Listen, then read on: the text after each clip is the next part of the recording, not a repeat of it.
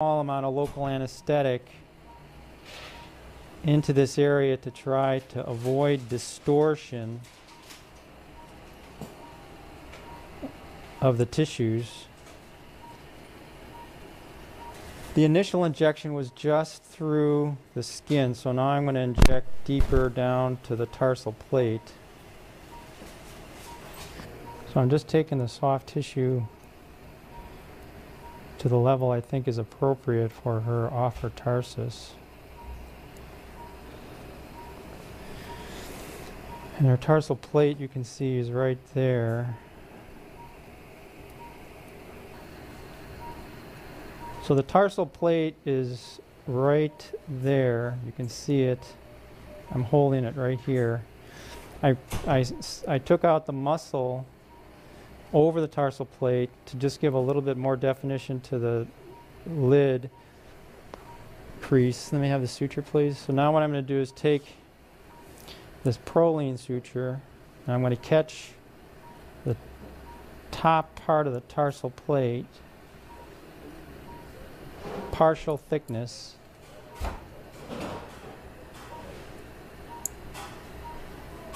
This is a 6/0 proline. And then I'm going to grab the muscle and the dermis. Just a little bit of dermis and a little bit of the muscle.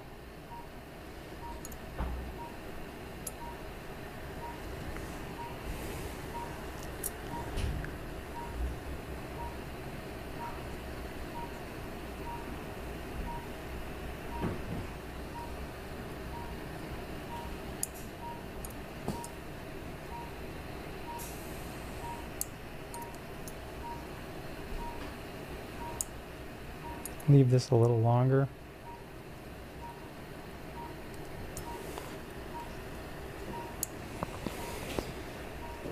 Okay, open your eyelid.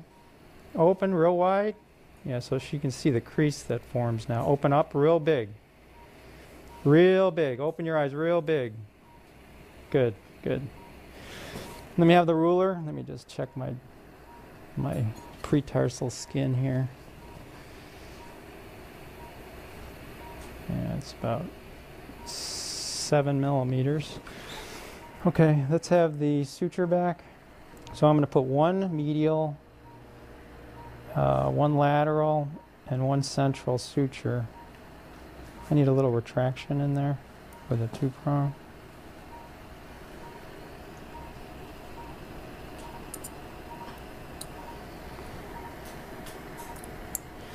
We'll cut these sutures in a minute. I want to leave them long so I can remove them if I'm not happy with one of the stitches. So again, I'm just going to catch the dermis,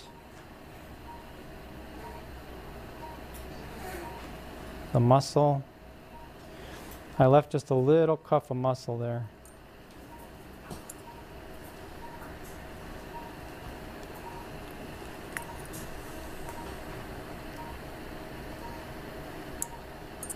In consultation, I went over all this stuff with her about the height of the fold, how much definition we create in the eyelid crease, and how much eversion we create of our eyelashes. Open up really wide, really wide. Okay, good. All right, one more stitch on this side, medially. Hold that there.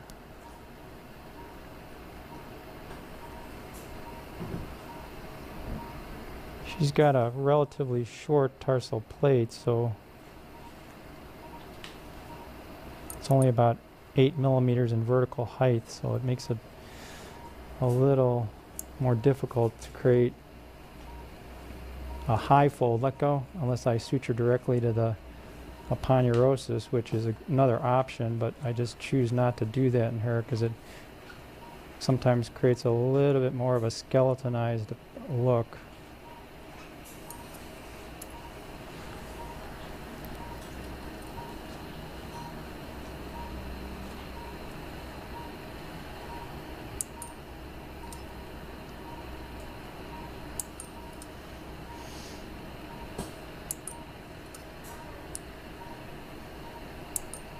Long.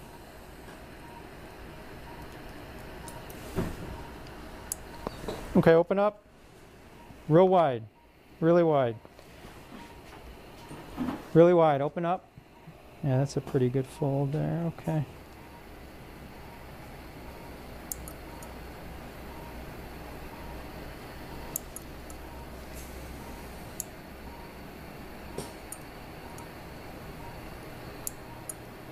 Long.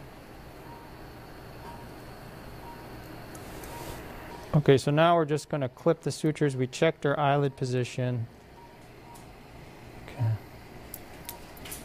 Okay, so we checked her lid position and her lid crease. The lid crease is symmetric. Looks like at about, let me have the ruler back, about a 7mm crease.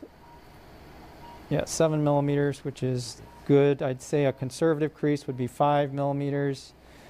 Intermediate crease would be 7 to 8, and then aggressive would be 10.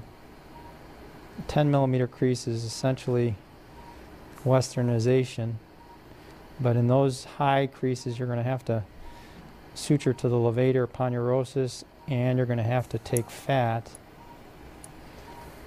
Pretty common combination is in Asia is an eyelid procedure with a rhinoplasty.